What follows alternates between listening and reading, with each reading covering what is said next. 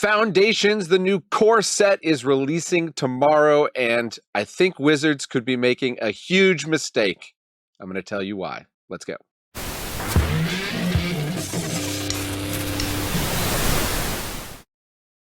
Welcome to the Attic. ManaDad here. It's the channel where we explore what's fun in Magic, mostly on Arena. Coming to Arena, probably in about a week or less, is Foundations. I'm sure you know about this. It's a sort of the new version of a core set. It's going to be in Standard for at least 5 years, and that's a big issue. I think could potentially be. We're going to talk about that. So, love the set in general. There's a lot of callbacks to classic cards that I've enjoyed playing with in the past. There's fun new cards. Heir Apparent, you know, is the gotta catch 'em all Pokemon card where you can put a ton in your deck and make a bunch of tokens. I don't think that's overpowered.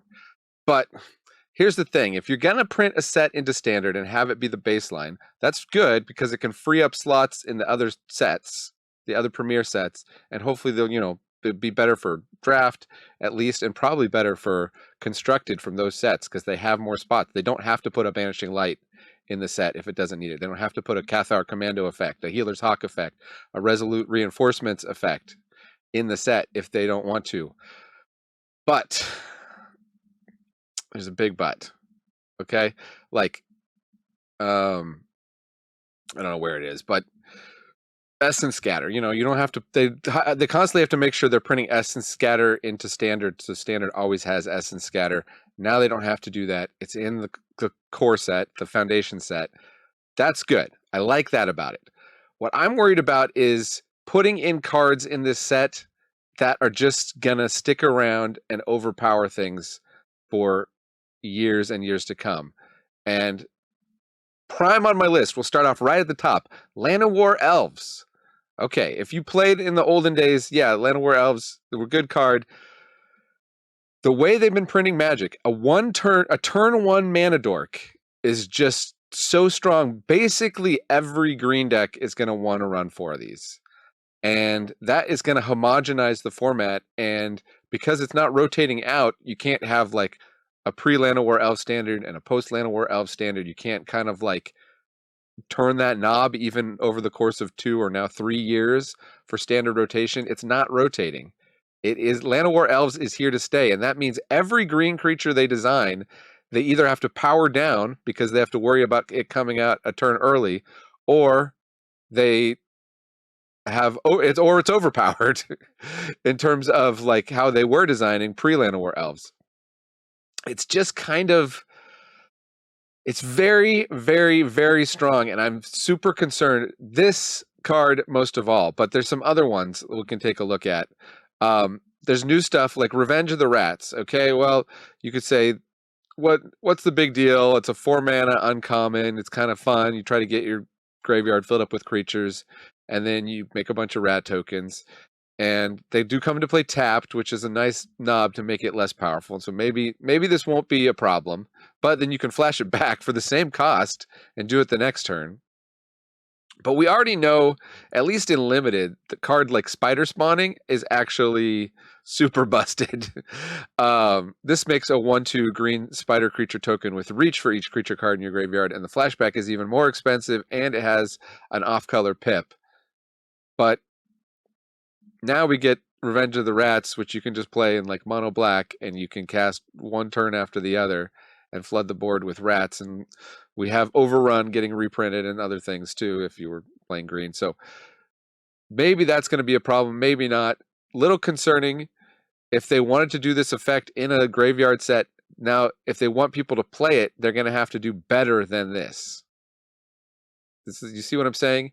And for example, now we've always had return target creature from your graveyard to the battlefield for the longest time.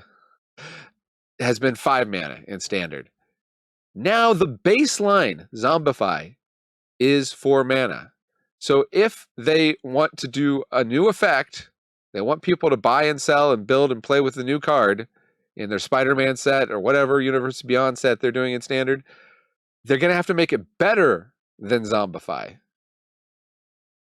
That's right. So, I mean, it's already, people are already reanimating Valgavoths and Atraxas and things for 5 mana very happily in Standard.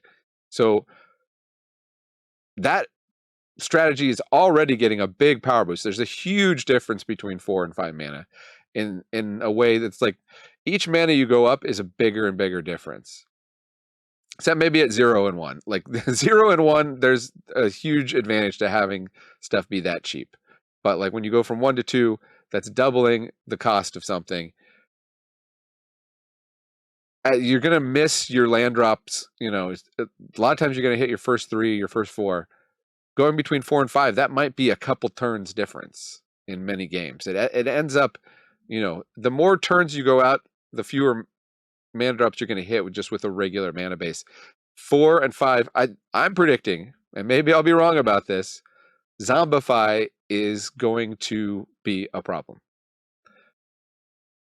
Then we have stuff like Snakeskin Veil. Like, okay, it's a great card. It was played a lot when it was in Standard. It's played a lot in other formats. Just the Standard gives something hexproof, and in this case, also puts a +1/+1 counter. So that's great for any set that has counter or +1/+1 counter synergies. But here's the thing. If they want to print a new version of this effect, now it's got to be better than Snakeskin Veil. Snakeskin Veil is already pretty much the best you could do. 1 green to do this is pretty strong. And you could have other things that it does, but I don't see why anybody would play anything unless it's already better than Snakeskin Veil now. And that design space is just completely cut off. Meanwhile, looks like they're bringing the Flash deck back to Standard. This is very miserable for new players to play against because it's a draw-go deck. I enjoy playing the Flash deck personally. There was the Simic Flash deck. It had Spectral Sailor. It had Brineborn, Cutthroat. Both are getting printed into Standard. Those are kind of 2 of the main pieces. And then all you need is just a bunch of instant speed spells and maybe some other Flash creatures. There's our 4-mana Flash Fairy that gives everything Flash. I don't think anybody needs to play that. That's probably more a commander card. But in any case, you've got a mono blue Flash deck or a blue X Flash deck. These 2 pieces are enough to just make sure that is always in Standard and always a threat because it runs a bunch of counter spells. So it's just tempo, control. And speaking of tempo, in blue, they're reprinting Aetherize. Okay, so blue is getting their own sort of like settle the wreckage is what Aetherize is. It's 4 mana instant, very splashable. Very easy to do in a deck that is not fully blue, too, because it's just 3 and a blue. Return all attacking creatures to their owner's hand. We say, okay, you know, that's not as bad as like a Day of Judgment, destroy all creatures in white or something. And I think if you're blue-white control, you don't even bother to play this because you've got other things. But this just makes all creature strategies that much harder. If all the blue deck has to do to get to 4 mana and make you essentially wipe your board and tempo you out, that is going to make the creature decks that much worse. And that is in Standard for 5 years. That is baseline there. Deep breath. Okay. Almost done with my critiques of this set. But there was one more card I wanted to talk about that I think is a big mistake, and that's Doubling Season. Now, we know they're already planning to start printing more Planeswalkers again. They kind of dialed it back, but now they're dialing it back up again. That is like kind of crazy how Wizards just like whipsaws you. You know, the Universes Beyond wasn't going to be in Standard. Now it's going to be half of Standard. What? Okay. Doubling Season. They basically have to reprint this every chance they get because it's such a good commander card. People want to play it. But the thing is with Doubling Season is it works with Planeswalkers. If an effect would put 1 or more counters on a permanent you control, it puts twice that many of those counters on that permanent instead. Most Planeswalkers, their third ability is a bunch of loyalty counters, do something that either wins the game or essentially makes it almost impossible for you to lose the game. Now that they have Doubling Season in Standard, all the Planeswalkers they printed into Standard previously have that problem. And we've already seen there's decks built around using Vraska with a doubling effect to win the game. So now they've got just another one.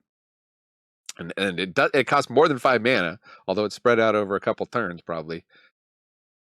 But now it's that design space essentially. So they're going to print more Planeswalkers, but they're not going to make them powerful enough that they combo with Doubling Season. They definitely are. The Planeswalkers have to be kind of broken, and that's one of my big criticisms of planeswalkers and how they design them. Is essentially the moment somebody plays a planeswalker, the game just becomes all about the planeswalker, and it's less about people using their strategies to win. And a lot of times they played the planeswalker against you, and you've lost, but you don't know it yet. So you play out another 10 or 20 turns, going back and forth, trying to win this game against a control deck that's essentially got you in this very, very, very slow lock, and it's frustrating. And then you realize at the end, like, oh, okay, there was nothing I could have done, but it wasn't deterministic, you know. And doubling season is just going to be a part of that. It's a little bit janky, but on the other hand, all it takes is a Vraska, and you have a deck essentially. So now every planeswalker they print, there's a chance that that's just a deck, and possibly the most, possibly you just play a bunch of counter spells and protect the board and drop your doubling season and then drop your planeswalker and win.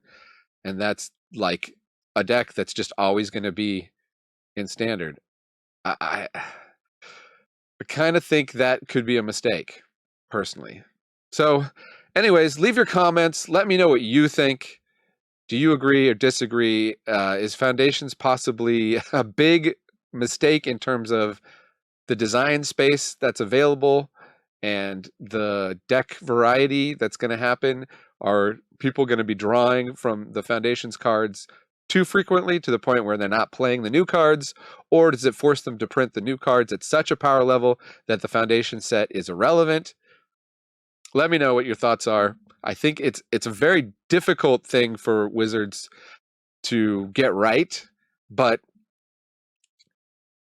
they could have just printed a much lower power level baseline and left themselves more space, I think. That's my point. Put in all the cards like the Essence Scatters and stuff that you kind of have to just keep in standard, the negates, whatever.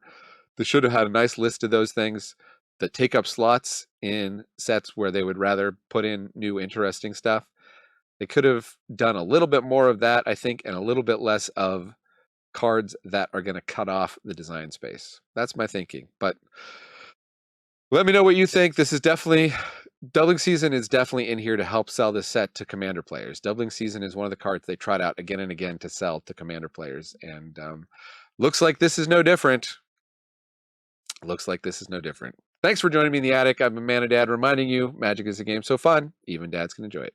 Adios.